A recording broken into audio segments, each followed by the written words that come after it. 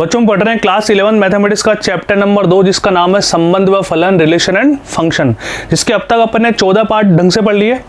इसमें अपन ने संबंध पढ़ लिया, उसके जितने भी सोल्ड एग्जांपल्स थे, बेसिक कॉन्सेप्ट थे, तुम्हारी बुक के एनसीईआरटी के क्वेश्चन हमने ढंग से कर लिए बच्चों। तो आशा करता हूँ आपने गृह कार्य की कॉपी में बिना देखे अपनी भाषा में सॉल्यूशन लिख लिए होंगे। बच्चों जस्ट लास्ट वाले वीडियो में मैंने तुम्हें फलन की डेफिनेशन बताई कि फलन क्या होता है, ठीक है, फलन के प्रांत, परिसर, ये सब हमने पढ़े। अब बच्चों अपन इनमें और डिटेल्स स्टडी करेंगे। और आज का जो हमारा इंपॉर्टेंट पोर्शन है वो बच्चों क्या है, फलन और उनके आलेख, फंक्शन एंड देयर ग्राफ। इसमें मैं तुम्हें इन सब की प्रांत भी बताऊंगा, परिसर भी बताऊंगा, सह प्रांत भी बताऊंगा, और बातें ढंग से डिटेल से तुम्हें समझ में आने लगेगी। तो एक एक स्लाइड को, यानी कि एक एक फंक्शन जब मैं तुम्हें बताऊं, उसके ग्राफ बताऊं, तो एक बार मैं समझाऊं, उसको समझना है, फिर आपको वीडियो पॉज करके उसको hand to hand note down भी करना है। तो बच्चों पेन को भी लेकर बैठ जाइए, स्टार्ट करते हैं अपन। पहला फलन बच्चों हमारा कौन सा है, तत्समक फलन, आइडेंटिटी फंक्शन। बच्चों इसका हिंदी में नाम क्या है, तत्समक फलन। अब बच्चों देखो रियल लाइफ में अगर अपन बात करें ना, तो कुछ शब्द ऐसे होते हैं जो इंग्लिश में हम बचपन से बोलते हुए आते हैं और हमें पता नहीं होता कि इंग्लिश में भी है। जैसे क्रिकेट है ना, क्रिकेट बच्चों क्या होता है, क्रिकेट एक इंग्लिश का वर्ड है, बात समझ में आ रही है। तो कुछ वर्ड्स ऐसे होते हैं जो इंग्लिश में ज्यादा कंफर्टेबल होते हैं। अब आइडेंटिटी बोलना और तत्समक बोलने में ज्यादा मजा बच्चों किसमें आएगा, आइडेंटिटी बोलने में, क्योंकि बचपन से अपन आइडेंटिटी बोलते हुए आ रहे हैं। आप स्कूल्स में जाते हो तो आईडी कार्ड, वो क्या होता है, आइडेंटिटी कार्ड। बस में जब अपन दिखाते हैं बच्चों, जब बस में अपन जाते हैं तो एसटी कटवाने के लिए, तो वो भी क्या होता है, आइडेंटिटी कार्ड, है ना। आइडेंटिटी से खुद का एक वर्ड आता है कि खुद का, है ना। आइडेंटिटी बोले तो खुद का, बोलो बच्चों क्या बोलेंगे, खुद का, यानी कि खुद का से मतलब तत्समक से बात कर रहे हैं अपन, है ना। तो जब भी मैं आइडेंटिटी बोलूँ तुम क्या समझोगे, मैं तत्समक फलन की बात कर रहा हूँ, क्योंकि ये ज़्यादा यूजर फ्रेंडली होगा बच्चों अपने लिए, है ना। तो आइडेंटिटी बोले तो खुद की पहचान, है ना। तो आइडेंटिटी फंक्शन क्या बोलता है कि उसमें खुद का ही आता है बच्चों। अब सर ये खुद का क्या बोल रहे हो आप बार बार बच्चों, इसका मतलब है कि x की वैल्यू 1 आप डालोगे तो 1 ही आएगा, x की वैल्यू 2 यहाँ पे डालोगे तो 2 ही आएगा, x का मान 1.5 रखोगे तो 1.5 ही आएगा। बात समझ में आ रही है क्या। x का मान मैं -2 रखूंगा तो बच्चों -2 ही आएगा, कोई सोचने वाली बात ही नहीं है इसमें। x का मान 1 रखेंगे तो यहाँ पे 1 ही आएगा, x का मान 5 रखेंगे तो यहाँ पे बच्चों 5 ही आएगा, x का मान 0 रखेंगे तो बच्चों यहाँ पे क्या आएगा, 0 ही आएगा, ठीक है। अब fx को अपन y बोलते हैं, ये नोटेशन तुम्हें पहले से पता है, ठीक है। मैंने संबंध व फलन जब चैप्टर अपना स्टार्ट हुआ था उसका पहला वीडियो आप देखना, मैंने बताया था कि y = fx, फलन की नोटेशन दी थी लियोनहार्ड आयलर नाम के साइंटिस्ट ने, यानी कि मैथमेटिशियन ने, है ना। तो जनरली fx को अपन बच्चों क्या बोलते हैं, y बोलते हैं। ये इसकी फलन वाली परिभाषा हो गई, ठीक है। ये फलन हो गया fx = x का फलन। बच्चों इसका मतलब क्या है कि ये इसकी ज्योमेट्रिकल रिप्रेजेंटेशन है, जो अपन पढ़ते हैं ना कार्टेशियन प्लेन, कार्तीय समतल हम पढ़ते हैं, समतल में अपन बनाते हैं ग्राफ। आपने 10th क्लास में पढ़ा होगा बच्चों ढंग से, 10th क्लास में जब हमने ग्राफ बनाए थे तो y बराबर समथिंग आ रहा था, यानी कि इक्वल टू में x में कोई समीकरण हमारे पास आ रहा था, तो बिल्कुल ऐसा ही है ना, ये x एक्सिस हो रही है और y एक्सिस। तो बच्चों इसका ग्राफ बनाना मैं तुम्हें सिखाता हूँ। अब बच्चों ग्राफ बनाने के लिए कोई अलग से कोई मेथड नहीं होता, जो तुमने बचपन में यानी कि 10th क्लास में सीखा बच्चों, वही क्या है हमारा मेथड होता है स्पेसिफिक। कैसे देखो, याद करो गुरुजी बोलते थे अपने को 3 डिब्बे बनाने पड़ेंगे, ऐसा कुछ याद आ रहा है क्या सभी को। फिर x का मान कुछ रखते थे, y का मान कुछ प्राप्त होता था। जैसे एक समीकरण में लेता हूँ ना, एक फलन में लेता हूँ y = x/2, ऐसे मैंने ले लिया ना जनरली रफली, इससे कोई लिंक नहीं है। अब इसको मैं समझाने के लिए एक छोटी सी बात तुम्हें पहले समझा रहा हूँ। अब बच्चों याद करो अपन यहाँ पे x का मान 0 रखते थे, x का मान 0 रखेंगे तो y का मान भी 0 आएगा। अब याद करो x का मान 1 रखने से हम बचा करते थे, क्यों कि सर पॉइंटों में आएगा, कौन माथाफोड़ी करेगा, जबकि 1 रखना गलत थोड़ी था बच्चों। यदि x का मान 1 रखते हैं तो गलत थोड़ी होगा, लेकिन हम जानबूझ के क्या रखते थे, ऐसा मान जिसमें 2 का पूरा भाग चला जाए, यानी कि x का मान 2 रखा तो y का 1 आ गया। फिर बच्चों याद करो हमारी आदत होती थी कि हम 3 रखने से बचा करते थे, हम क्या रखते थे, 4, ताकि भाग पूरा चला जाए। तो 4 रखने पे क्या आता था, 2। यानी कि ग्राफ बनाते समय वैल्यूज हम हमारे कंफर्टेबल के अकॉर्डिंग लेते हैं, जो हमारे कैलकुलेशन में ढंग से यूज आ रही हो, यानी कि कैलकुलेशन में बहुत आसान हो हमारे, ठीक है।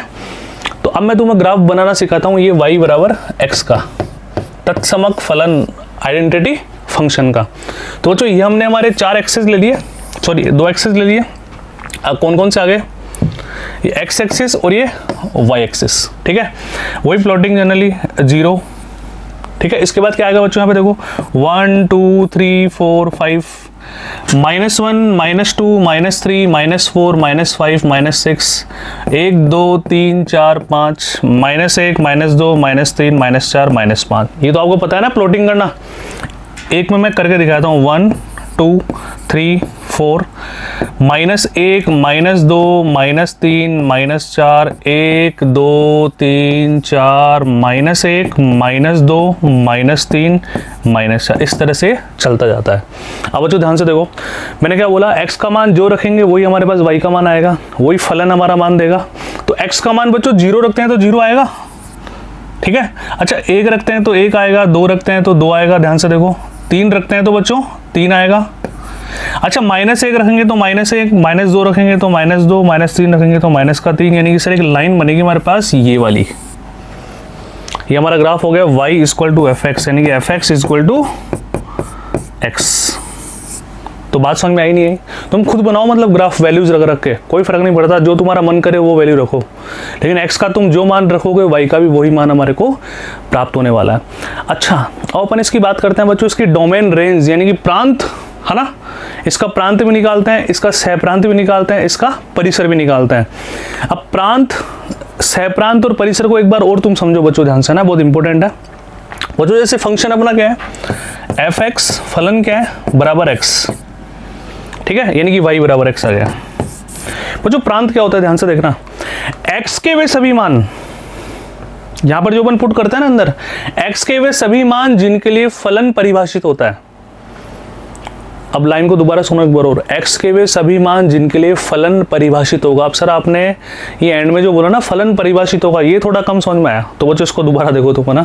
फलन परिभाषित होने से मतलब है, जैसे मान लो हमारा फलन होता, थोड़ी देर के लिए ऐसे ले लिया मैंने 1/x, ठीक है।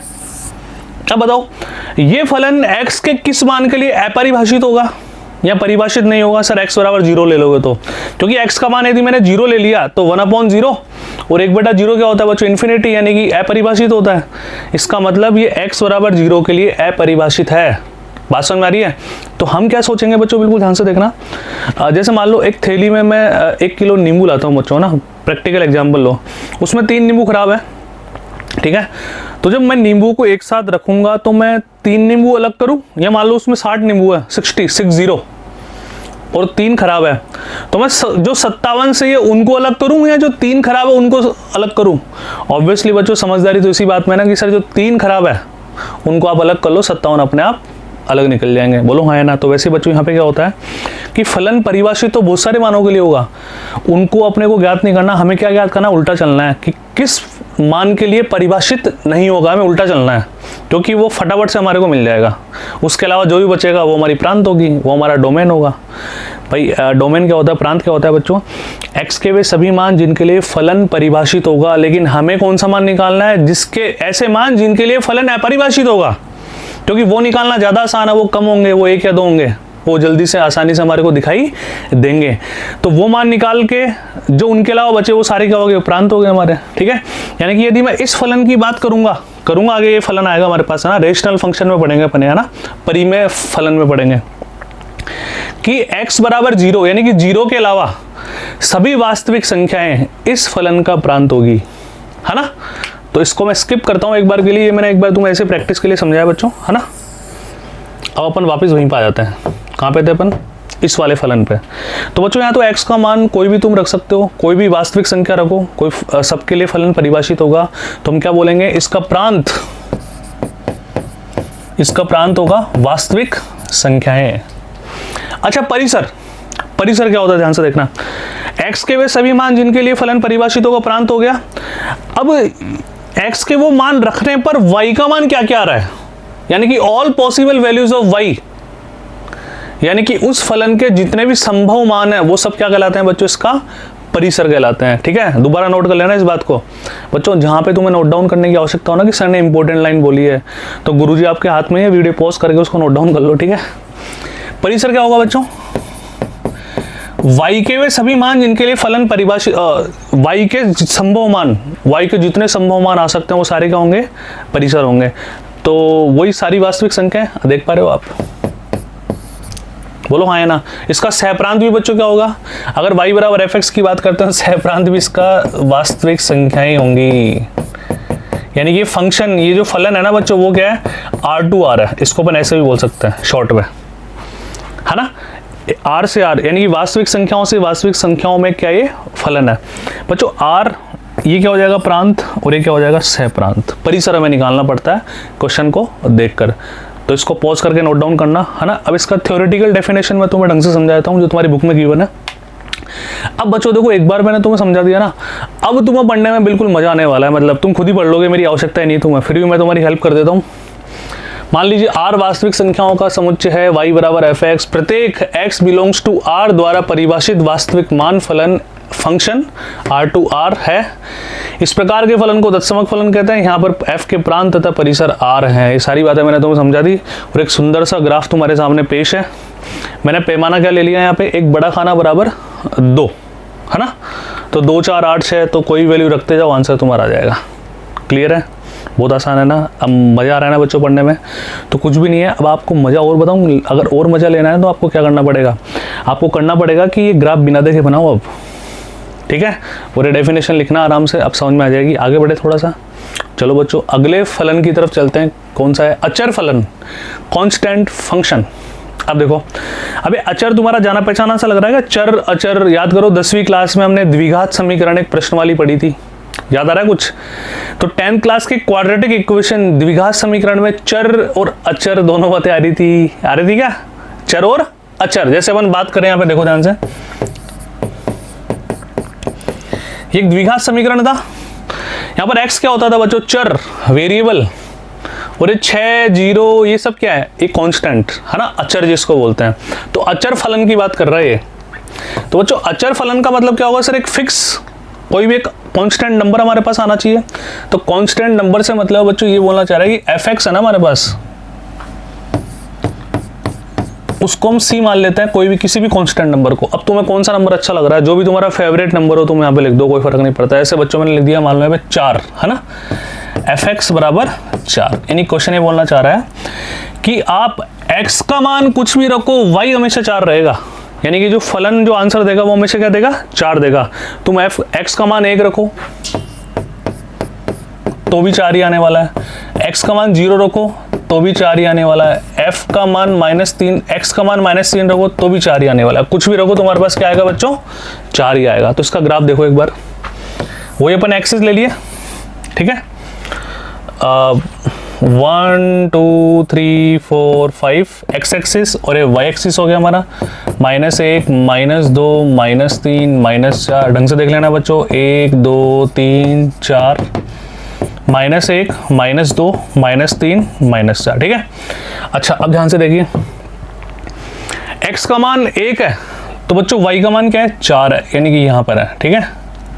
x का मान 0 है तो y का मान 4 है, x का मान -3 है तो y का मान 4 है, 4 है तो कुछ भी हो तो हमेशा 4 ही आएगा। लाइन बना दे अपन, ये लीजिए, बात समझ में आ रही है। यानी कि ये वाला जो स्पेस है ना, ये c होगा बच्चों, जो भी हमारे पास गिवन होगा। यानी कि यहाँ पे जो 4 है, c का मतलब यहाँ पे क्या है बच्चों, 4।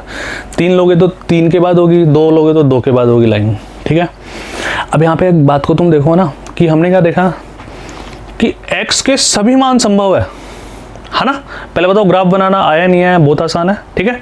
अच्छा ऐसे निर्देशांक ज्यामिति लिंक हो रही है तुम्हारी 10वीं क्लास का, थोड़ा दिमाग खुल रहा है क्या, एक बार 10वीं क्लास में जाओ फटाफट से ना। वहाँ पे बच्चों हमारे पास क्या था, हम याद करें तो बच्चों 10वीं क्लास में हमारे पास सिस्टम था कि सर y बराबर यदि समथिंग कुछ गिवन है तो x अक्ष के समांतर एक रेखा बनेगी, याद आ रहा है, तो x अक्ष के समांतर रेखा बन गई ना। अब इसका प्रांत और परिसर हमें निकालना हो तो बहुत आसान है। वो प्रांत क्या होगा, x के वे सभी मान जिनके लिए फलन परिभाषित होगा। तो सर यहाँ पर x का ऐसा कोई भी मान हमें नहीं दिखाई दे रहा जिसके लिए फलन अपरिभाषित हो, तो हम क्या बोलेंगे, इसका प्रांत जो है एक वास्तविक संख्या होगी, कोई भी रियल नंबर। अब इसके परिसर में एक समस्या है, अब y के क्या क्या मान संभव है, सर क्या क्या क्या है, तो एक ही मान संभव है, 4 बस, जो भी गिवन है c, है ना। तो सिंगलेटन सेट, ठीक है, एकल समुच्चय, इसको तुम 4 लिख दो चाहे c लिख दो। अब मैंने c से रिप्रेजेंट कर दिया, यानी कि जो भी कांस्टेंट आप लोगे, 5 लोगे तो 5, 4 लोगे तो 4, 3 लोगे तो 3। बात समझ में आ रही है, बहुत आसान है, ठीक है। अच्छा अब इसका सहप्रांत निकालते हैं। बच्चों इसका सहप्रांत क्या होगा भाई, रियल टू रियल में अपन बात कर रहे हैं, ठीक है। इसका सहप्रांत होगा कोई भी रियल नंबर, कोई भी वास्तविक संख्या। तो इसको नोट डाउन करना। इसका थ्योरेटिकली पोर्शन में तो मैं समझा देता हूँ। वही फंक्शन R टू R, वही परिसर कितना आ गया, C आ गया, ये वही लाइन अब समझ में आ जाएगा तुम्हारे। एक सुंदर सा ग्राफ यहाँ पे बना दिया अपन ने। यहाँ पे इसने C का मान बच्चों 3 ले लिया। क्या ले लिया? 3। देखो 2 और 4 के बीच 3 है ना, ये लीजिए। तो बहुत आसान है, समझ में आ रहा है ना?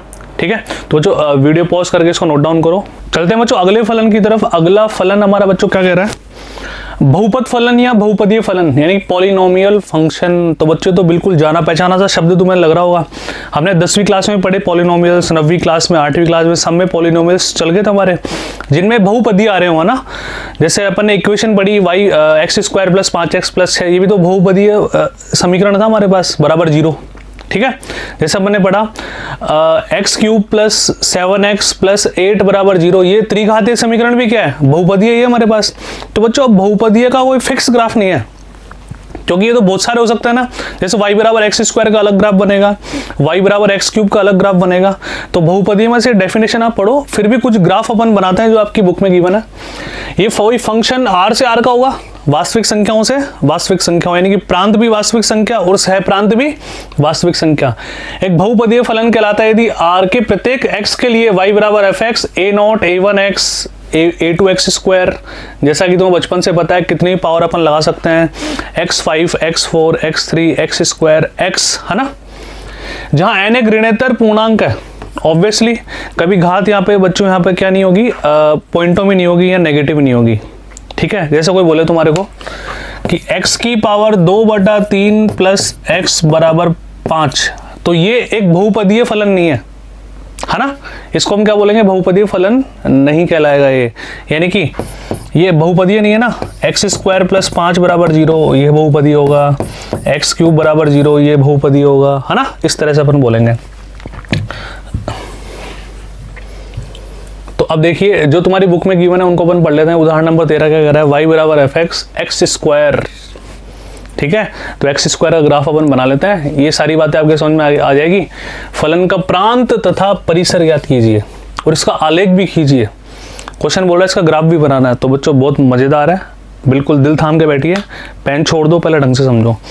ये बोल रहा है कि यहाँ पे अगर हम x की जगह -4 रखें तो क्या प्राप्त होगा। तो देखो आपको इसको लिखना कैसे है।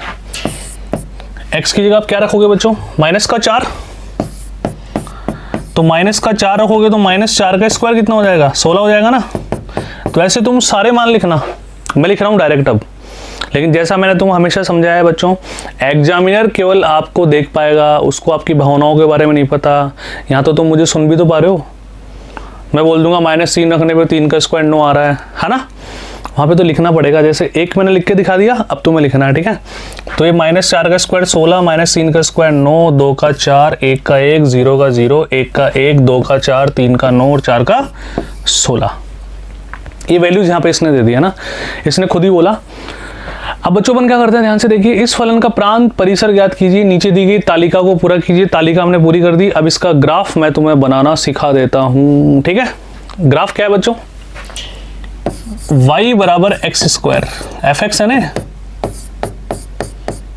ठीक है। अब ध्यान से देखो बच्चों ना, x का मान 0 लेते हैं ना। तो x का मान 0 हमने लिया, तो अभी लिया ना थोड़ी देर पहले। x का मान 0 लिया तो बच्चों 0 आएगा। देख पा रहे हो सभी? x का मान 0 लेने पे 0 आएगा। 1 लेते हैं, 1 पे 1 आ रहा है, तो यहाँ पे 1 ले लूँ मैं, तो 1 पे बच्चों 1 आएगा, यानी कि यहाँ पे हमारी वैल्यू आएगी। भाई इनके बीच में आ रहा होगा ना 1 2 3 4 5 6 7। बच्चों 2 पे क्या आ रहा है? सॉरी 2 पे 4 आ रहा है ना। तो ये 2 पे बच्चों हम कहाँ पे जाएंगे? 2 पे हम जाएंगे यहाँ पे, ये 4 पे। देख पा रहे हो ना, बहुत आसान है ना। अच्छा फिर देखो बच्चों 3 पे 9 आ रहा है ना, तो 3 यहाँ पे आएगा, तो यहाँ पे 9 हमारे पास, सर ये ऊपर जाएगा 9, यानी कि ये यहाँ पे आएगा। आएगा नहीं आएगा भाई जल्दी बताओ। ठीक है। ये तो हो गया पॉजिटिव वाला। आप चलते हैं नेगेटिव की तरफ, है ना। अच्छा -1 पे 1 आ रहा है, -1 यहाँ पे होगा और -1 पे 1 यानी कि ये यहाँ पे आएगा। बच्चों -2 पे देखो, -2 पे प्लस का 4 आ रहा है, तो -2 पे प्लस का 4 यानी कि यहाँ पे आएगा, और -3 पे बच्चों कितना आ रहा है, वही 9 आएगा, यानी कि ये यहाँ पे आएगा, यहाँ पे आएगा। तो इनको मिलाता है ना बच्चों, तो ध्यान से देखो, ये थोड़ा ढंग से मिला लेना। u बन रहा है बच्चों, u v नहीं है, u यहाँ पे शार्पेज नहीं है ना, ऐसा इस तरह से देखो, इस तरह से u है ना, 0 को टच करेगा ग्राफ। देखो 1 पे 1 वैल्यू आ जाएगी, 2 पे 4 आ जाएगी, -2 पे 4 आ जाएगी, और 3 पे बच्चों कितनी आ जाएगी, 9 आ जाएगी। तो बहुत आसान है, तो बना लोगे ग्राफ आराम से। अब देखो बच्चों ध्यान से, खुद बनाना, प्रैक्टिस करना, एक पन्ना बिगाड़ना, तब जाके मजा आएगा ना। अच्छा, अब इसका प्रांत देखो बच्चों, प्रांत तो अगर ये फंक्शन r to r था, कहाँ पे था, r से r, तो प्रांत तो r ही हो गया, सह प्रांत भी r हो गया, है ना। यानी कि x के सभी मान संभव है। यहाँ पर सर x का कोई ऐसा मान नहीं है जिस पर फलन अपरिभाषित हो, यानी कि सभी वास्तविक संख्याएं जो कि अस्तित्व में होती है। अच्छा, अब इसका निकालते हैं बच्चों परिसर। बच्चों परिसर में देखो नेगेटिव नंबर तो आ ही नहीं रहा, क्योंकि y नेगेटिव पे तो आ ही नहीं रहा हमारा, केवल क्या आ रहा है, पॉजिटिव, लेकिन 0 भी आ रहा है। केवल हम पॉजिटिव बोलकर नहीं छोड़ सकते ना, क्योंकि 0 पॉजिटिव भी नहीं होता ना नेगेटिव होता, है ना। तो 0 एक बिल्कुल स्पेशल केस है बच्चों। तो देखो इसका प्रांत सभी वास्तविक संख्याएं, परिसर के लिए आप क्या बोल सकते हो बच्चों, ऋणेतर वास्तविक संख्याएं, ऋणेतर वास्तविक संख्याएं। मैं केवल धनात्मक वास्तविक संख्या नहीं बोल सकता, रियल पॉजिटिव नहीं बोल सकता। उसका कारण बच्चों क्या है, क्योंकि रियल पॉजिटिव में 0 तो इंक्लूड होगा ही नहीं, 0 से बड़े सारे नंबर आएंगे। तो मैंने ऋणेतर बोल दिया, और ऋणेतर धनेतर के बारे में मैंने तुम्हें जस्ट पिछले वीडियो में भी समझाया था, याद हो तो, है ना। जस्ट पिछले वाले में नहीं, उससे पिछले वाले में, है ना। और अगर आप पहली क्लास से देख रहे हो ढंग से, पहले चैप्टर से, तो आपको समझ में आ जाएगा। मैंने समुच्चय में भी तुम्हें पहले वीडियो में बच्चों 11th क्लास का पहला वीडियो ही संख्याओं का था, क्योंकि मुझे पता था बार बार परेशान करेगी। ऋणेतर का मतलब ऋणात्मक के अलावा, यानी कि 0 से छोटा कोई भी नंबर नहीं आएगा, 0 इसमें इंक्लूड होगा, है ना। तो 0 से बड़ी सभी वास्तविक संख्याएं हमारा क्या होगी, परिसर होगी। या तुम इसको ऐसे भी रिप्रेजेंट कर सकते हो, x², जहां x के किससे बिलोंग करेगा, वास्तविक संख्या से करेगा। तुम्हारे जैसे जैसे करो, मतलब इसका कोई बहुत बड़ा इशू नहीं है। आप ऐसे लिख दो तो भी सही है, ऐसे लिख दो तो भी सही है, ठीक है। तो समझ में आया। अब इसका थ्योरेटिकली तुम देख लो पूरा, इसका ग्राफ ऐसा बन गया।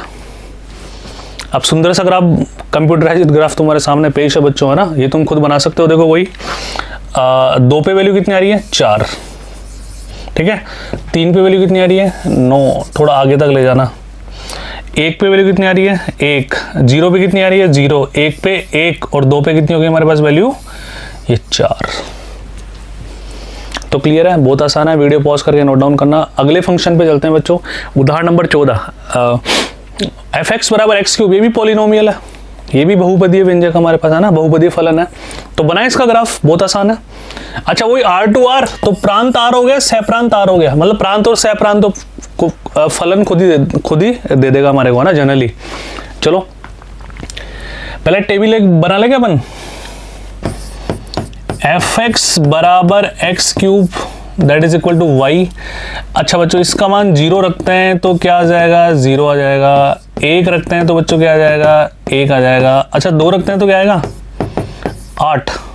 बच्चों 3 रखते हैं तो क्या आएगा, 27, 27 एकदम से ऊपर बढ़ेगा ना।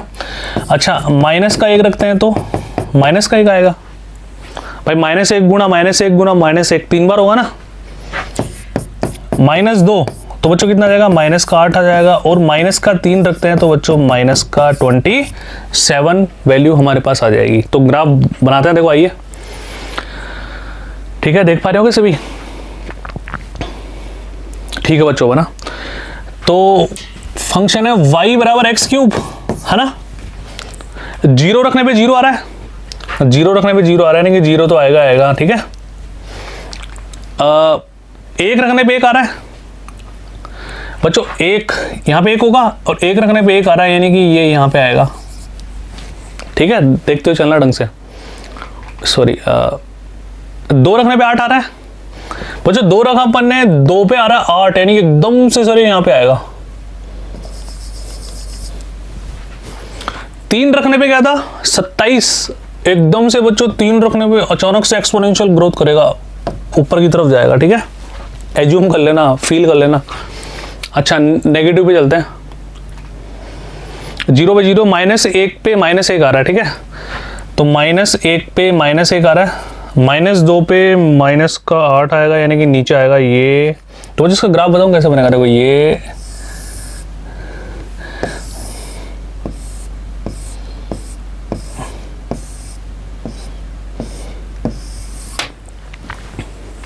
समझ में आ रहा है क्या? एक लाइन देखो इस तरह से आ रही है, यूं जाके लाइन ऐसे आ रही है। ठीक है, ये मैंने ऐसे बना दिया, इसको तो मत मानना। ये वाली देखो 0 पे 0, 1 पे 1, 2 पे अचानक से 8 हो गई, फिर 3 पे 27, एक्सपोनेंशियल ग्रोथ करेगा। बहुत आसान है इसका प्रॉपर तो मैं ग्राफ देख रहा हूं, देखो एक ही तो बात है। ठीक है भाई, 1 पे तो 1 आ जाएगी, 2 पे अपनी 8 चली गई, -1 पे -1 और 1 पे 1, 0 पे 0, यानी कि 0 भी आ रहा है। अब बताओ प्रांत क्या होगा? प्रांत होगा सर x के सभी मान यहाँ पर परिभाषित है, तो हम क्या बोलेंगे, प्रांत यहाँ पे हो जाएगा वास्तविक संख्या। अच्छा परिसर निकालेगा, परिसर बताओ सभी, क्या सभी मान आएंगे यहाँ पे? जल्दी बोलो। हाँ, नेगेटिव भी आ रहा है, नेगेटिव वैल्यूज भी आ रही है क्या? पॉजिटिव वैल्यूज भी आ रही है क्या? आ रही ना सभी, नेगेटिव पॉजिटिव। तो आप आराम से लिख सकते हो सभी वास्तविक संख्याएं। ठीक है, या आप ऐसे भी कर सकते हो x3, जहां x किससे बिलोंग करेगा? रियल नंबर से। दोनों बातें सही है। तो pause the video, note it down, video pause करके नोट डाउन कर लेना बच्चों। आगे फलन की तरफ चलते हैं। क्या बोल रहा है? परिमेय फलन, बहुत ही बढ़िया है ना। रेशनल, अबे रेशनल परिमेय संख्या जानी पहचानी से लग रही है क्या? अरे सर आपने पहली क्लास में पढ़ा दिया था। ठीक है, तो आप लोगों को याद है ना परिमेय संख्या क्या होती है? पी बटा क्यू, क्यू 0 नहीं होना चाहिए। तो देखो वैसे भी वैसे ही यहाँ पे भी है, दो फलन दे दिए fx अपॉन gx। अब हमें पता है gx किसके बराबर नहीं होना चाहिए? 0 के बराबर। थोड़ी सी यहाँ पे मिसप्रिंट है, ये g आएगा बच्चों और यहाँ भी g आएगा। ठीक है, तो पढ़ लो, बहुत आसान है। यहाँ fx तथा gx एक प्रांत में x के परिभाषित बहुपदीय फलन है, जिसमें gx 0 के बराबर नहीं होना चाहिए, परिमेय फलन कहलाते हैं। ठीक है, ये तो बहुत बेसिक है। अब जो परिमेय फलन में जैसे एक एग्जाम्पल अपन ले लेते हैं ना, उदाहरण नंबर 15, एक वास्तविक फलन। अब देखो यहाँ पे अजीब सा लग रहा है ना, इसको घबराना नहीं है। ये बोला 0 के अलावा सभी वास्तविक संख्याएं, r माइनस समुच्चय 0 है ना, एक समुच्चय दिया हुआ है, उसमें एक ही एलिमेंट है, एक ही अवयव है 0, यानी कि सभी वास्तविक संख्याएं 0 के अलावा, इसका प्रांत है। और इसका सहप्रांत क्या है? सभी वास्तविक संख्याओं की परिभाषा fx बराबर 1/x, यानी कि ये वाला फंक्शन है जिसकी मैंने थोड़ी देर पहले चर्चा की थी, तो मैं जब एक ग्राफ स्टार्ट करवाए थे मैंने, है ना। ठीक है, तो हमारा फंक्शन है y बराबर 1/x। ठीक है, को निम्नलिखित तालिका को पूर्ण कीजिए। इस फलन का प्रांत तथा परिसर क्या है? अभी निकाल लेते हैं बच्चों, बहुत आसान है। ठीक है, पहले इस तालिका को पूर्ण करते हैं। तो -1/2 की बात कर रहा है ना, सॉरी -2 की बात कर रहा है, तो यहाँ पे -2 रखेंगे तो -1/2, यानी कि माइनस का 0.5, ये वैल्यू हमारे पास आ गई। बोलो हाँ है ना भाई, 1 में 2 का भाग दे लो यार, ऐसे क्या कर रहे हो? ये क्या आएगा? -1/1.5। बच्चों कैलकुलेशन करो, 0.67 इसकी वैल्यू आएगी। ठीक है, 10/15, 2/3। ठीक है, -1/1, यानी कि माइनस का 1 इसकी वैल्यू आ गई। ठीक है, इनको डिब्बे में अलग से पैक कर देता हूँ। -1/0.5, तो 0.5 का दुगना क्या होता है? 1 ही तो होता है, यानी कि माइनस का 2 वैल्यू आ गई इसकी। ठीक है, 0.25, 1/0.25, ऊपर 100 चला जाएगा तो कितना बचा? 4। 0.5, 1/0.5 बच्चों कितना आ गया? 2। 1/1 यानी कि 1, 1/1.5 यानी कि 0.67, वहां पे नेगेटिव था, यहाँ पे पॉजिटिव आ जाएगा। 1/2 यानी कि 0.5, आधा। ठीक है, सॉरी, ये तालिका अपन ने कंप्लीट कर ली। आप खुद से करना तालिका कंप्लीट। अब अपन इसका ग्राफ बनाते हैं बच्चों ना। जब इसका ग्राफ तुम बनाओगे तो बहुत ही आसान है, बनाए। ठीक है, थोड़ी सी हेल्प करता हूँ तुम्हारी, है ना बच्चों। 0 बताओ पहले, 0 यहाँ पे आ सकता है क्या? क्योंकि 0 के लिए तो ये फलन परिभाषित ही नहीं है ना। अब तक के सारे फलन परिभाषित हो रहे थे, सभी के प्रांत में क्या आ रही थी बच्चों, वास्तविक संख्या आ रही थी। यहाँ पे ऐसा बिल्कुल नहीं है, देखो तो सही आप, अगर मैं x का मान 0 ले लूंगा तो 1/0 यानी कि अनंत यानी कि अपरिभाषित, तो हम क्या लिखेंगे, x बराबर 0 पर ये फलन परिभाषित नहीं है, अतः इसका प्रांत क्या होगा, सभी वास्तविक संख्याएं 0 के अलावा। ठीक है, यानी कि इसका ग्राफ मैं जब बनाऊंगा तो सर 0 तो बिल्कुल नहीं आने वाला, ये तो फिक्स हो गया। ठीक है, आगे बढ़ते हैं बच्चों। 0 देखो 1 पर वैल्यू 1 आ रही है, 1 पर वैल्यू क्या आ रही है, 1 आ रही है, तो पहले अपन कंफर्टेबल वाला ले लेते हैं 1।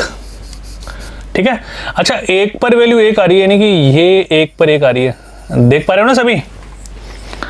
अच्छा 0.5 पे 2 वैल्यू आ रही है, 0.5 पे ग्राफ ऊपर जा रहा है, अरे वाह, अभी देख लेते हैं इसको। अब 0.5 यहाँ पे आएगा आधा, इस पर वैल्यू ऊपर जा रही है यानी कि इस पर वैल्यू 2 आ रही है, बिल्कुल ढंग से देखना एक बार जूम करके, है ना। अच्छा और क्या कहना चाह रहा है, अच्छा 0.25 पे और ऊपर जा रही है। ठीक है, तो 0.25 पे और ऊपर जा रही है ना, इसका मतलब इसके भी आधे पे और ऊपर जाएगी वैल्यू। तो अब थोड़ा सा तो अच्छा थोड़ा सा और अपन आगे लेके जाते हैं, है ना, सॉरी 1.5 पे 1 से ज्यादा आ रही है और 2 पे आधी आ रही है, 2 पे क्या आ रही है, आधी आ रही है ना, यानी कि 2 पर वैल्यू बच्चों 2 पर मान कितना आ रहा है, आधा, यानी कि यहां पे आएगा।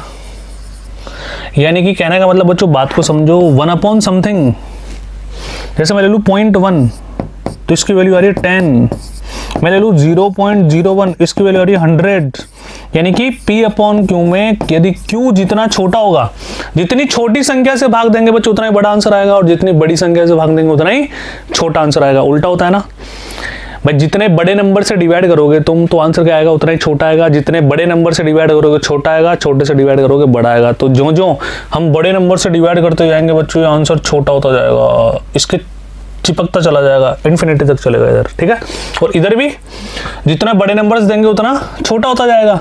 तो ये कुछ इस तरह से ग्राफ बनेगा बच्चों, ये इस तरह से बनेगा। और सेम चीज बच्चों, सेम चीज कहाँ चलेगी, सेम चीज चलेगी आपके नेगेटिव नंबर्स पे चलेगी। ठीक है, तो प्रॉपर डायग्राम देख लो एक बार, चलता जाएगा ऐसे पूरा। ठीक है, यहां भी पॉजिटिव, यहां भी पॉजिटिव, ये इधर नेगेटिव इधर भी नेगेटिव, कोई दिक्कत वाली बात ही नहीं है ना। तो प्रांत निकालें, प्रांत तो सर आपने पहले निकाल लिया, सभी वास्तविक संख्याएं 0 के अलावा। ठीक है, अब परिसर निकालते हैं इसका बच्चों ना, यानी कि y के क्या क्या मान संभव है, तो सर सारे मान संभव है 0 के अलावा, 0 के अलावा सब कुछ पॉसिबल है। तो वही सेम वास्तविक संख्याएं 0 के अलावा। तो बच्चों इनको ग्राफ बनाना आराम से मजा आएगा आपको, एक खाली पेज लेना और खुद से वैल्यूज रख रख के बनाना। ठीक है, जैसे पैमाना जो मैंने लिया कोई जरूरी नहीं, तो आप भी ये लो, आप 1 2 3 4 5 लो, जो कंफर्टेबल है, 5 10 15 लो, जो आपका मन करे लो, कोई फर्क नहीं पड़ता, ग्राफ ऐसा ही बनेगा, ये शेप लेगा ग्राफ, है ना। अगले फलन पे चलते हैं, मापांक फलन बच्चों, वेरी इंपॉर्टेंट, +1 और +2 में बहुत ही ज्यादा काम आता है, हर जगह आ जाता है, मतलब ये ट्रिग्नोमेट्री में भी आ जाएगा, अपने कैलकुलस में भी आ जाएगा, हर जगह आ जाएगा। मतलब मॉड्यूलस फंक्शन बच्चों, इसको शो कैसे करते हैं, ऐसे 2 खड़े डंडे लगा के, इसको बोलते हैं मोड एक्स, एक्स का मापांक, क्या बोलते हैं, एक्स का मापांक। अच्छा ध्यान से देखो, पढ़ लो एक बार थोड़ा सा, फिर समझाता हूँ ना। x belongs to real number द्वारा परिभाषित फलन R2R से प्रांत भी R होगा और सहप्रांत भी R होगा, मापांक फलन कहलाता है यदि x के प्रत्येक ऋणोत्तर मान के लिए, x के प्रत्येक ऋणोत्तर मान के लिए fx x के बराबर होता है, परंतु x के ऋण मानों के लिए fx का मान x के मान के ऋण के बराबर होता है। इस लाइन को तुम एक बार और पढ़ लो, फिर मैं तुम्हें समझा रहा हूँ मैथमेटिकली, है ना, ये थ्योरी से कम समझ में आ रहा है थोड़ा ना, अजीब सा, सर क्या बोल रहा है, x के प्रत्येक ऋणोत्तर मान के लिए, यानी कि नेगेटिव नंबर्स के अलावा 0 0.5 1 2 3 उनके लिए ये fx x के बराबर ही होगा। लेकिन यदि अपन नेगेटिव ले लेते हैं तो उसके नेगेटिव के बराबर होगा। कहने का मतलब मॉड्यूलस फंक्शन को जब ब्रेक किया जाता है, मॉड्यूलस फंक्शन ब्रेक करना तो मैं समझा रहा हूँ बच्चों ना। तो देखो ये किया हुआ है इसने, मैं एक बार और लिख देता हूँ थोड़ा बड़ा बड़ा सा। तो बच्चों इसका x मान कब आएगा, जब x या तो 0 होगा या और 0 से बड़ा होगा। x का मान 0 है यानी कि ऋणोत्तर है, इसका मान क्या है, इसका मतलब ऋणोत्तर ही तो होता है, 0 और 0 से बड़ा, है ना। तो उसके लिए वापस फंक्शन खुद ही आ जाएगा x। लेकिन यदि x का मान नेगेटिव है तो हमें यहाँ पे नेगेटिव लगा के उसको वापस पॉजिटिव करना पड़ेगा, जैसा कि मैंने तुम्हें पहले भी समझाया था, समुच्चय में भी आया था, है ना, कि मॉड्यूलस मोड एक ऐसा एक ऐसी मशीन है जो किसी भी नेगेटिव नंबर को क्या बना देती है, पॉजिटिव बना देती है। यानी कि इसके अंदर यदि कोई नेगेटिव नंबर, कोई ऋणात्मक संख्या बच्चों आती है तो वो क्या होकर निकलेगी बाहर, पॉजिटिव होकर निकलेगी। ये दिमाग में तुम फिट कर लो कि साहब ये तो ऐसी मशीन है इसके अंदर कोई भी नेगेटिव वैल्यू आएगी वो क्या होकर बाहर निकलेगी, पॉजिटिव। तो ये तो नेगेटिव है ही नहीं, ये तो ऐसे कैसे आ जाएगी। अब कोई नेगेटिव नंबर ले लेंगे तो उसको पॉजिटिव बनाने के लिए एक माइनस और चाहिए ना अपने को, तो मैंने पहले से माइनस ले लिया यहाँ पे। बात समझ में आ रही है सभी के, बहुत आसान है। अब देखो यहाँ पे जो अपन जीरो लेते हैं ना, इसका क्रिटिकल पॉइंट लेते हैं, है ना, जीरो। जैसे मान लो कोई भी ले लो, जैसे मान लो इसका अपने को मोड निकालना हो, अब इसको ब्रेक करना हो तो अपन क्या लिखेंगे, x + 1 एज इट इज आ जाएगा। कब, अब इसका वो क्या है बच्चों, ये जीरो कब होगा, -1 पे होगा, तो इसका क्रिटिकल पॉइंट क्या है, -1। यानी कि जब x > -1 होगा, है ना। अगर -1 होगा तो जीरो आएगा, एज इट इज आ जाएगा। अच्छा जैसे मान लो मैं ले लूंगा 0 तो 1 आ जाएगा। मैं ले लूंगा > -1 यानी कि उल्टा चलेंगे नंबर लाइन पे। जैसे मान लो आपने ले लिया 2, है ना, तो 2 ले लेंगे तो बच्चों क्या आ जाएगा, 2 + 1 3 आ जाएगा, कोई समस्या वाली बात ही नहीं है ना। अब यदि x इससे छोटा होता है, -1 से क्या होता है बच्चों, छोटा, तो हमें यहाँ पे क्या लगाना पड़ेगा, नेगेटिव साइन लगाना पड़ेगा। अच्छा कोई भी एक नंबर रख के देखते हैं अपन, है ना। जैसे मान लो मैंने नंबर रखा -1 से छोटा -2 रखते हैं ना, माइनस का 2 रखोगे माइनस का 1 आएगा, लेकिन वापस माइनस से गुणा करके वापस क्या हो जाएगा बच्चों, पॉजिटिव। तो बात है मोड को ब्रेक करने के लिए पहले क्रिटिकल पॉइंट ले लो। क्रिटिकल पॉइंट से तात्पर्य कि वो जीरो किस मान पर हो रहा है। देखो यहाँ पर ये जीरो पर ही हो रहा था, मैंने x + 1 लिया तो जीरो कौन से मान पर होगा, -1 पे, तो क्रिटिकल पॉइंट इसका -1 आ गया। जैसे मान लो फंक्शन है x - 5, अब इसका क्रिटिकल पॉइंट कौन होगा, +5।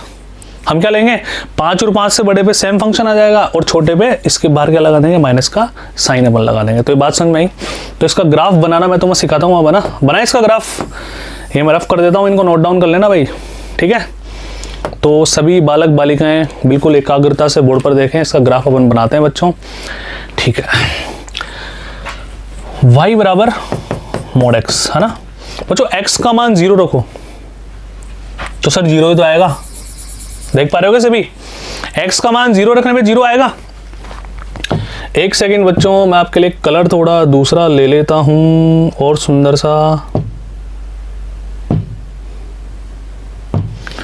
x का मान 0 रखने पे क्या आ जाएगा, 0 आ जाएगा सब, ठीक है। अब बच्चों एक काम करते हैं, अब x का मान 1 रखो, x का मान 1 रखने पे 1 आ जाएगा, देख पा रहे हो सभी। अच्छा x का मान 2 रखो, सर 2 रखने पे 2 आ जाएगा, 3 रखने पे 3 आ जाएगा, 4 रखने पे 4 आ जाएगा, 6 रखने पे 6 आ जाएगा। कहने का मतलब ये इस तरह से एक लाइन हमारे पास सामने बन जाएगी। ये पॉजिटिव नंबर्स के लिए आ गया ना, 0 और 0 से बड़े के लिए, ऋणात्मक के लिए आ गया। अब चलता है नेगेटिव पे। यदि मैं -1 रखूंगा तो बच्चों वापस पॉजिटिव होके बाहर आएगा ना। ये मशीन क्या करती है, किसी भी नेगेटिव, किसी भी ऋणात्मक संख्या को धनात्मक में परिवर्तित कर देती है। अगर मैं -2 रखूंगा तो +2 आएगा, बोलो हाँ या ना। -4 रखूंगा तो +4 आएगा, -6 रखूंगा तो +, ये 6 से यहाँ पे कनेक्शन कर लो, तो ये इस तरह से बनेगा। तो V बन गया साहब, V। यहाँ पे नॉच आएगी, नॉच बोले तो शार्पेज, है ना, कॉर्नर है ना, कोना बोलते हो ना, शार्पेज, जैसे अपने रूम के कॉर्नर्स होते हैं बच्चों, उस तरह से ना। तो ये यहाँ पे बनेगा, तो V बनेगा। देखो जो x² वाला ग्राफ आ रहा था ना, वो कुछ ऐसा आ रहा था, इस तरह से, ठीक है। यानी कि यहाँ पे कोना नहीं आ रहा था, शार्पेज नहीं आ रही थी, है ना, ऐसे U शेप में जा रहा था, है ना। ये जा रहा है बच्चों V शेप में, इसमें शार्पेज बनेगी यहाँ पे। अब ये शार्पेज वगैरह सब अपन डिफरेंशिएबिलिटी, अवकलनता, सांतत्य, ये सब पढ़ेंगे ना, कंटिन्यूटी, वहाँ पर बहुत ज़्यादा काम आएंगे। तो वहाँ पर आपको ये वाली क्लास याद आएगी, सर बोल रहे थे शार्पेज बनेगा, तो सर अपने शार्पेज पर इतने देर क्यों रुके आप, बार बार शार्पेज क्यों कर रहे थे, बार बार कोना क्यों कर रहे थे, क्योंकि वहाँ पर वो अपने आप बात तुम्हारी लिंक हो जाएगी, क्योंकि मुझे पता है तुम दिल से पढ़ रहे हो। तो यदि हेडफोन लगा के बिल्कुल तमीज से पढ़ रहे हो ना तुम, मज़ा आ जाएगा तुम्हारे को ना, ठीक है। तो ग्राफ बन गया, देखो प्रॉपर, इसने भी यही बनाया, V शेप, है ना। अब बच्चों यहाँ पे देखते हैं इसका प्रांत क्या होगा। सर x का मान कुछ भी रखो, किसी भी मान के लिए ये फलन अपरिभाषित नहीं है, तो हम क्या बोलेंगे, इसका प्रांत सभी वास्तविक संख्याएं होंगी, बोलो हाँ या ना। अच्छा परिसर निकालते हैं एक बार इसका। तो जो परिसर देखो 0 आ रहा है क्या, 0 आ रहा है और सभी पॉजिटिव नंबर आ रहा है, नेगेटिव की तरफ जा ही नहीं रहे, तो हम क्या बोलेंगे, ऋणेतर वास्तविक संख्याएं। या तुम ऐसे भी कर सकते हो x जहां x is greater than equal to 0, ये भी बिल्कुल सही है, कोई फर्क नहीं पड़ेगा। x जहां x 0 और 0 से बड़ा नंबर आएगा, ये इसका क्या हो जाएगा बच्चों, परिसर। तो बहुत आसान है क्या, आया समझ में। मॉडुलस फंक्शन ऐसी मशीन जो किसी भी ऋणात्मक नंबर को धनात्मक बना देगी, और इसका क्रिटिकल पॉइंट कौन सा होगा, ये देखो कि वो 0 किस पे हो रहा है ना। चलो बच्चों इसको नोट डाउन करना, आगे बढ़ते हैं। चिन्ह फलन सिग्नम फंक्शन, बहुत ही मजेदार है सब। सिग्नम फंक्शन बच्चों ध्यान से देखो, ये तुम्हारी एनसीईआरटी में ऐसे दिया हुआ है। एक्चुअली फंक्शन देखो, मैं इसको जैसे मोड एक्स था ना, वैसे एक फंक्शन होता है सिग्नम। बच्चों ये क्या होता है,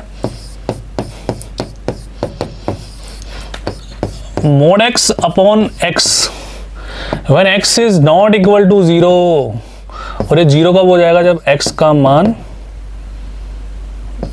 0 हो जाएगा। इस बात को बस ध्यान रखो तुम। एक्चुअली ये नहीं है, ये वाला फंक्शन है, मोड एक्स अपॉन एक्स बोलते हैं इसको, है ना। अब देखो यहाँ पे x का मान 0 हो जाएगा, तो 0/0 पढ़ाऊंगा तो अनिर्धारित रूप बन जाएगा, इनडिटरमिनेट फॉर्म। तो यहाँ पे 0 नहीं होगा तो ये फंक्शन इस डेफिनेशन के अकॉर्डिंग काम करेगा, 0 होगा तो 0 हो जाएगा, है ना। तो सर फिर 1 0 -1 ये क्या है ना, समझ में नहीं आया ना, अभी समझाता हूँ, बिल्कुल मत घबराओ तुम, ध्यान से देखो। अब इसके बारे में मैंने तुम पढ़ा दिया, कोई भी नेगेटिव नंबर इसके अंदर घुसेगा तो वापस बाहर होके क्या निकलेगा। जैसे सैनिटाइज, आजकल सैनिटाइजर का ज़्यादा चल रहा है ना, सैनिटाइज वाली मशीन में घुसो और वायरस को खत्म करके निकलो, यानी कि सैनिटाइज होकर निकलो, कोरोना से फ्री होकर निकलो। वैसे बच्चों यहाँ पे क्या होगा, कोई भी नेगेटिव रखो, है ना। अच्छा अब कुछ भी पर रखते हैं एक बार, है ना। तुम रखो बच्चों यहाँ पे 1 रखो, 1। अच्छा ग्राफ बना ही दोगे एंड टू एंड, चलो ग्राफ बना लेते हैं इसका, ध्यान से देखो। ये हुई एक्स एक्सिस, ये वाई, ठीक है। 0 1 2 3 -1 -2 -3 1 2 3 -1 -2 -3। चलो बच्चों ध्यान से देखो, इसका ग्राफ बनाते हैं अपन। यहाँ बच्चों तुम 1 रखो, 1, तो 1 रखने पे 1 ही तो आएगा।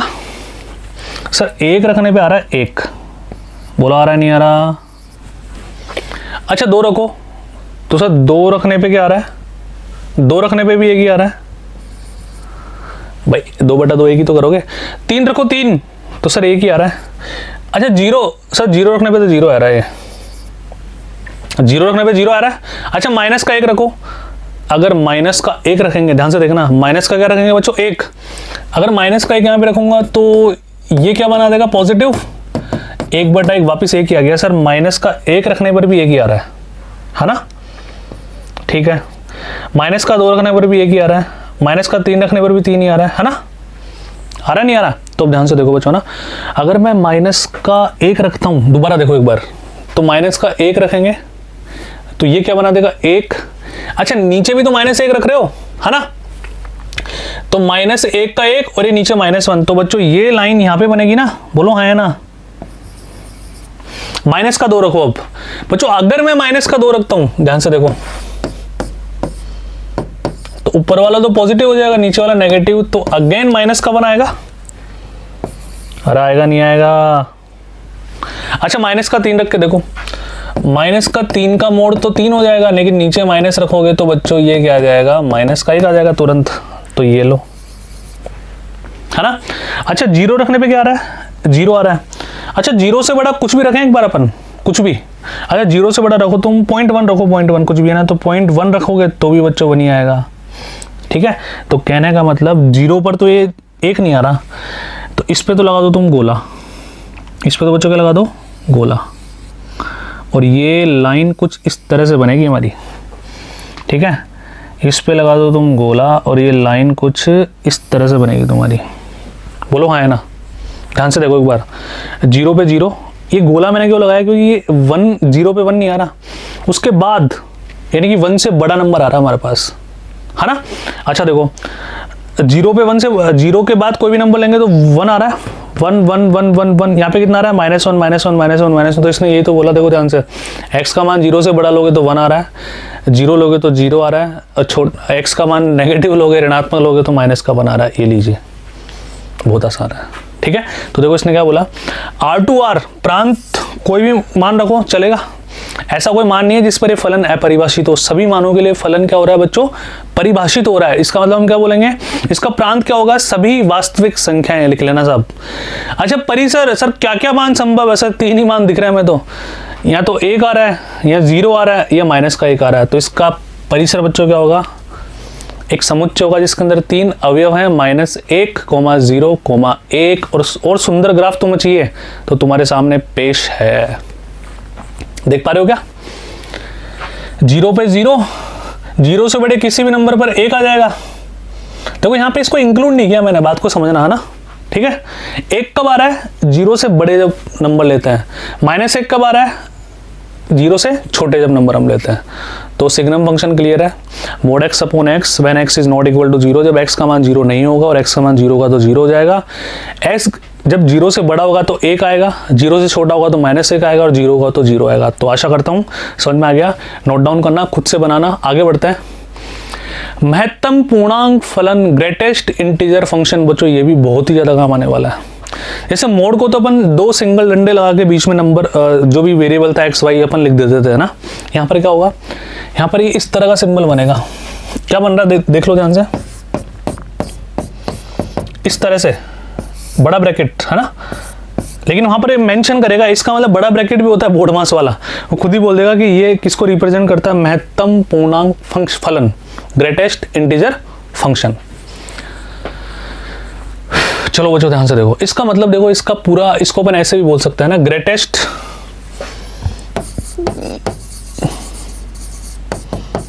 और लेस देन इंटीजर,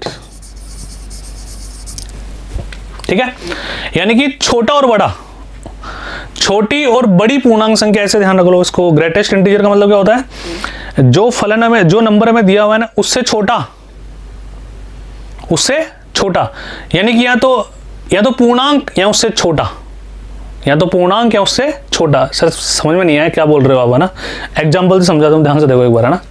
देखो यहाँ पे बच्चों क्या बोल रहा है, x से कम या x के बराबर महत्तम पूर्णांक का मान, या तो जो यहाँ पे दिया हुआ होगा ना हमारे पास, x जो भी दिया होगा, या तो x के बराबर, अब वो इंटीजर है तो अपन x ऐसे कैसे ले लेंगे, वो यदि एक पूर्णांक संख्या है तो हम ऐसे कैसे ले लेंगे, यदि वो पूर्णांक संख्या नहीं है तो उससे कम, जितने भी पूर्णांक संख्या होगी उनमें सबसे बड़ा महत्तम पूर्णांक लेंगे। जैसे अपन शॉर्ट में बात करते हैं, एक बार रुको, मैंने लिया बच्चों 1.5, ठीक है। अब ध्यान से देखना, क्या 1.5 एक पूर्णांक संख्या है, नहीं है, तो इसको तो बिल्कुल नहीं लेंगे। अब इससे छोटे नंबर लाइन में तुम्हारे लिए बनाता हूं बच्चों, ध्यान से देखो एक बार, ठीक है। 1.5, ठीक है, ये 1.5 है, इससे छोटा कौन आएगा बच्चों, जल्दी बताओ, 1 आएगा, उससे छोटा कौन आएगा, 0.5 आएगा, उससे इससे छोटे इंटीजर चाहिए ना हमारे को, तो अपन 0.5 लेंगे ही नहीं अब, है ना, ध्यान से देखना। फिर क्या लेंगे 0, फिर क्या लेंगे -1, फिर क्या लेंगे -2, ये सारे इससे छोटे इंटीजर मैंने ले लिए। इनमें जो सबसे बड़ा होगा, इनमें जो महत्तम होगा, इनमें जो ग्रेटेस्ट होगा, वो हमारा आंसर है। बताओ इनमें ग्रेटेस्ट कौन है, 1 है ना। जैसे मानो को बोले 2.9, 2.9, तो इनमें जो इससे छोटे इंटीजर होंगे वो 2 होगा, फिर 1 होगा, फिर 0 होगा, तो इनमें सबसे बड़ा कौन है, 2 है। तो ग्रेटेस्ट इंटीजर महत्तम पूर्णांक, छोटा और बड़ा, है ना। अगर खुद ही, जैसे मान लो यहाँ पे 2 आ जाता तो खुद ही पूर्णांक संख्या है, तो हमें छोटे बड़े में जाने की जरूरत नहीं है, 2 ही आंसर आएगा इसका, ठीक है। अरे सीधी सी भाषा में समझो यार तुम, है ना, ध्यान से देखो। 1.5 का मतलब 1 होगा, 3.2 का मतलब 3 होगा, ठीक है। अच्छा 3.8 का मतलब भी 3 होगा, 4 का मतलब 4 होगा। अब ध्यान से देखना, -2.5, -2.5 से छोटा, -2.5 से छोटा, -2.5 से छोटा, उल्टा चलो उल्टा, -3, समझ गए नंबर लाइन पे। तो यहाँ पे बच्चों कौन आएगा, -3 आएगा। अब यहाँ पे 2 मत कर देना तुम, क्योंकि नेगेटिव में चलते हैं, -2 और -3 में कौन छोटा होता है, -3 छोटा होता है ना, ठीक है, तो इन सब बातों को ध्यान रखना। इसको थ्योरेटिकली इसने कैसे लिखा अब आपके समझ में आ जाएगा। अब इसको पढ़ो मेरे साथ साथ। मोड x -1 कब होगा? जब -1 से बड़ा और 0 से छोटा मानो।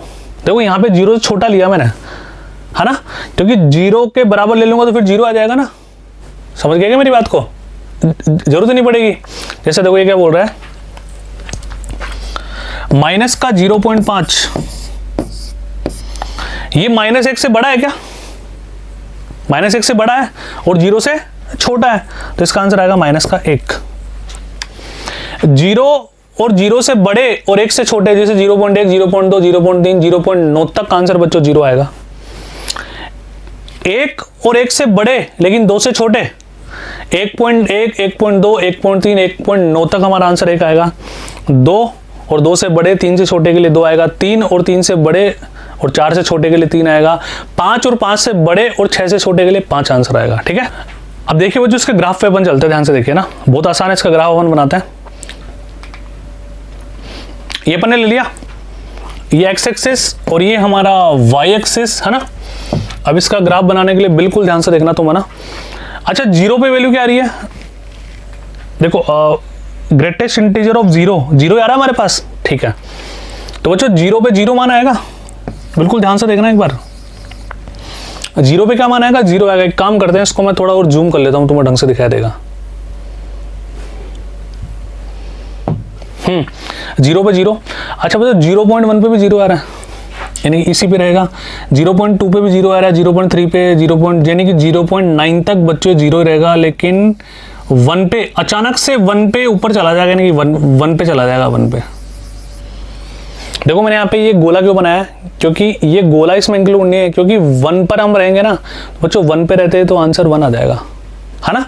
अच्छा, अब 1 से बड़ा कुछ भी लो, 1.1 के लिए 1 ही रहेगा, 1.2 के लिए 1 ही रहेगा, 3 के लिए, यानी कि 1.9 तक बच्चों वापिस ये कहाँ रहेगा? 1 ही रहेगा। अचानक से 2 पे जंप करेगा, किस पे? 2 पे जंप करेगा। बात समझ में आ रही क्या? अच्छा, फिर 2.9 तक बच्चों, वहां पे 2.9 तक ये क्या रहेगा हमारे पास? 2 ही रहेगा। अचानक से ये भाई साहब क्या करेगा? 3 पे बच्चों, 3 पे जंप कर जाएगा। फिर 3.9 तक 3 रहेगा। अचानक से 4 पे आगे 4 पे जंप कर जाएगा। इस तरह से ये हमारा ग्राफ बनेगा, इस तरह से चलता जाएगा। ये बात समझ में आ रही है सभी के? 5 पे अचानक से जंप कर जाएगा ऊपर की तरफ। अब चलते हैं इधर, है ना। इधर आ जाओ, क्या कर रहा है बच्चों बताओ। अगर मैं माइनस में लेता हूँ, माइनस में 0.1, 0.2, 0.3 कुछ भी लेता हूँ माइनस में ना, तो वैल्यू क्या रहेगी? 0 रहेगी मेरे पास, या -1 रहेगी। माइनस का 0.5 तो छोटा -1 पे जाएगा ना, यानी कि यहाँ से ये स्टार्ट होगा बच्चों 0 पे 0। अब यहाँ पे देखो, इसकी कहानी थोड़ी उल्टी चलेगी ना यहाँ पे। ये -1 रहेगा। अच्छा, इससे बड़े के लिए 0.1 के लिए -1 हो जाएगा, यानी कि ये -1 हो जाएगा, है ना। किसके लिए हो जाएगा? इससे बड़े के लिए। तो ये हमारे पास चलेगा बच्चों -1 यहाँ पे, और -1 से छोटा, सॉरी -1 से बड़े के लिए 0 से तो छोटा और -1 से बड़ा, उल्टा चलेगा। 0 से छोटा और -1 से बड़ा। देखो इधर आओ, 0 से छोटा और -1 से बड़ा। आंसर क्या रहेगा बच्चों? -1 रहेगा ना। ठीक है, अब देखिए सर, 0 से तो छोटा और -1 से बड़ा, इसके लिए ये बच्चों क्या रह जाएगा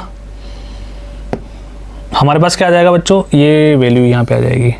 अचानक से -1 पे बच्चों, अचानक से -1 पे क्या हो जाएगा? -1 हो जाएगा।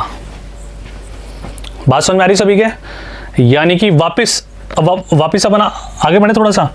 अब बच्चों -2 से बड़ा, -1 पे एक रहेगा। अब इससे बड़े के लिए वैल्यू ऐसा देगा क्या? ध्यान से देखना, ये भाई साहब ऐसे चलेगा। ठीक है, फिर बच्चों ये ऐसे चलेगा। तो इस तरह से हमारा ग्राफ चलेगा। समझ में आ गया? बहुत आसान है। जहां पे गोला बना रहा हूं मतलब वो वैल्यू यहां पर इंक्लूड नहीं है, वो उसको हम इंक्लूड नहीं करेंगे। ठीक है, अब आइए दोबारा समझ लो, नेगेटिव वाले में समस्या आ रही होगी बच्चों। माइनस का 0.5 के लिए क्या रहेगा, माइनस का 1 रहेगा। अच्छा जीरो के लिए क्या रहेगा, जीरो के लिए 0 रहेगा, है ना। जीरो पे -1 पे नहीं आएगा, इसलिए मैंने इसको इंक्लूड नहीं किया। देखो गोला लगाया मैंने, इसको फिल नहीं किया मैंने।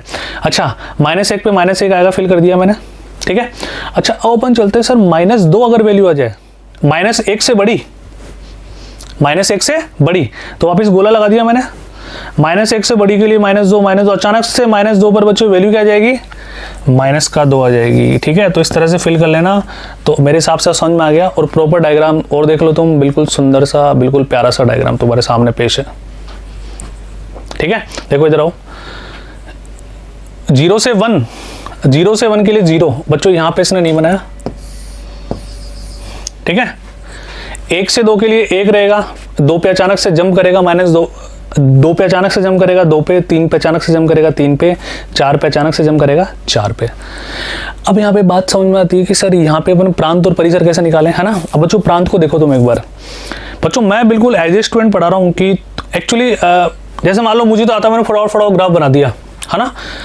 जैसे एक बच्चा ग्राफ बनाता है ना, वैसे मैं बना रहा हूँ कि बच्चे के अंदर उस समय क्या चल रहा होगा। तो बात समझ रहे हो कि मैं इतनी मेहनत कर रहा हूँ तुम्हारे लिए कि as a point of view of student, मतलब आप इस समय इस क्वेश्चन को देखकर क्या सोच रहे होंगे, ग्राफ बनाते समय आपको क्या समस्या आ रही होगी, प्रैक्टिकली वो समस्या मैं धारण कर रहा हूँ खुद ही, ताकि आपको बिल्कुल ऐसा लगे कि अपन बिल्कुल भाई भाई है ना, ठीक है। बात समझ रहे हो, मेरे भावनाओं को समझ रहे हो ना बच्चों। सोचना सीखो, सोचना। ये ग्राफ में डायरेक्ट तुम्हें ऐसे भी तो समझा सकता था ना कि ये लो देख लो टी प्लस, आप ये 1 रखेंगे तो 1 आ जाएगा, 2 रखेंगे 2 आ जाएगा, बात समझ रहे हो। लेकिन आपको खुद से बनाना है, जैसे मैं बना रहा हूँ बिल्कुल, है ना। गलतियां भी करनी बच्चों तुम्हें, देखो मैथमेटिक्स में जब तक गलतियां नहीं होगी तब तक तुम सीखोगे नहीं। तो जहाँ जो मिस्टेक होती है ना वो मैं तुम्हें सारी समझा रहा हूँ। अब आ जाओ, अपन निकालते हैं प्रांत। यहाँ पे इसका कलर चेंज करके लिख लेना, यहाँ पे इस ग्राफ, इस डायग्राम में मेंशन नहीं है, ये ऐसे लाइन है ना, ठीक है। चलो अब जो इसका ग्राफ अपन सॉरी इसका प्रांत परिसर वगैरह अपन निकालते हैं। अच्छा प्रांत सब कुछ रख सकते हो क्या कोई ऐसा मान है जिस पर ये फलन अपरिभाषित हो, ऐसा सर कोई मान ही नहीं है। इसका मतलब प्रांत बच्चों इसका क्या होगा, देखो ये R2 आ रहा है, इसका प्रांत हो जाएगी वास्तविक संख्याएं, सभी वास्तविक संख्याएं। अच्छा परिसर की बात करते हैं, ध्यान से देखो बच्चों, इसका आंसर कोई पॉइंटों में आ रहा है क्या सर। हम 0.9 लेते हैं तो 0 आ रहा है, 1.5 लेते हो तो 1 आ रहा है, -1.5 लेते हैं तो -2 आ रहा है, यानी कि इंटीजर आ रहे हैं। तो हम क्या बोलेंगे, इसका परिसर पूर्ण संख्याएं, सभी पूर्ण संख्याएं, होल नंबर्स। सॉरी ये नहीं बोलना था मुझे, इंटीजर बोलना था बच्चों ना। सभी पूर्णांक संख्याएं, थोड़ा हिंदी में कंफ्यूजन हो गया, Z, है ना। परिसर क्या होगा बच्चों, सभी पूर्णांक संख्याएं, क्योंकि नेगेटिव नंबर भी तो आ रहे हैं हमारे पास, लेकिन फ्रैक्शन नहीं आ रहे, तो बहुत आसान है बच्चों, ठीक है। तो एक ग्राफ खुद बनाना, प्रैक्टिस करना ढंग से। इसी के साथ बच्चों अपना फंक्शन एंड ग्राफ बिल्कुल कंप्लीट होता है। मैंने सारे ग्राफ तो मैं एक एक करके ढंग से समझा दिए। आशा करता हूं आप इनको दोबारा बिना देखे करेंगे, ठीक है। फिर अपन चलते हैं इसके आगे फलनों के बीज गणितीय संक्रियाओं पर, उनका जोड़ना, घटाना, गुणा करना, भाग देना, ठीक है बच्चों।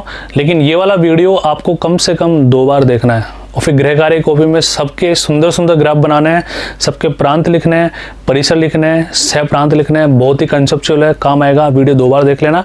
थैंक यू सो मच, जुड़े रहिए ई विद्या से। बाय बाय, मिलते हैं अगले वीडियो में।